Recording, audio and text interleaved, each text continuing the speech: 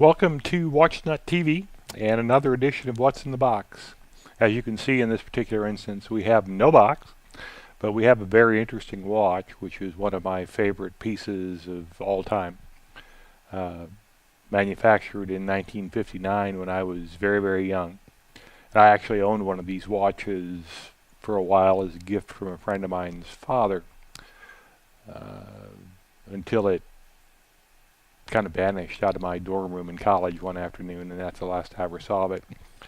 But this is, let's take a closer look. I think you'll enjoy this. This is not a watch you see very often anywhere.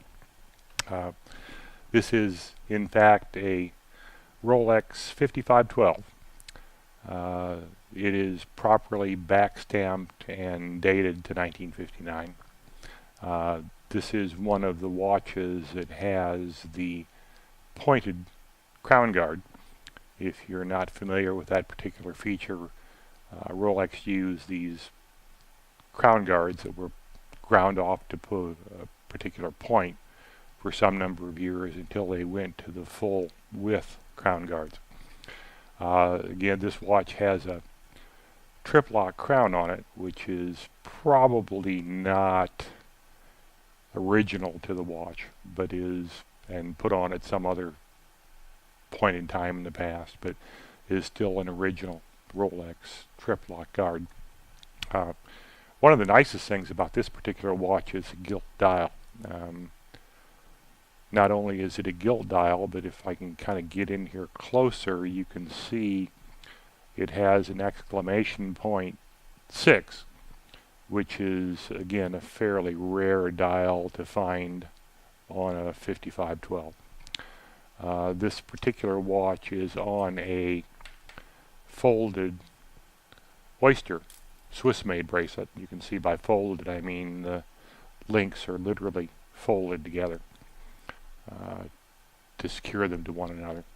Watch has very little stretch, and the bracelet has very little stretch, and it appears that this bracelet has probably been tightened up at some point in time, but definitely by somebody who knew exactly what they were doing.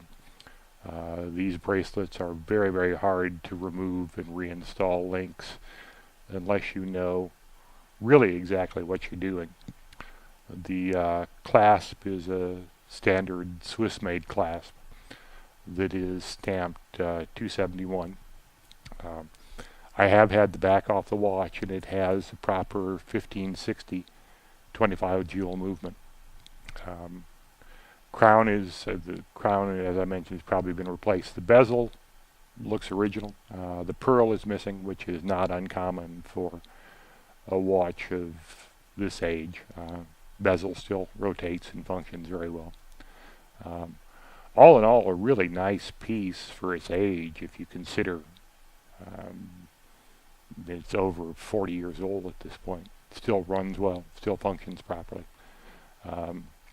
This watch is one of a package of vintage Rolexes and Omegas and some other things that we bought recently.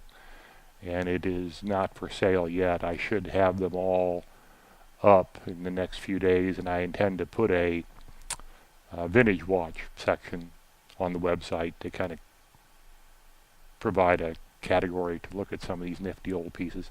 I also have a 5513, an Omega Flightmaster, and an older Omega Speedmaster chronograph. So the new vintage watch section will be pretty nifty when I get it up and running. So give me a few days and go to watchnut.com and take a look. You'll find some really interesting pieces you won't see everywhere.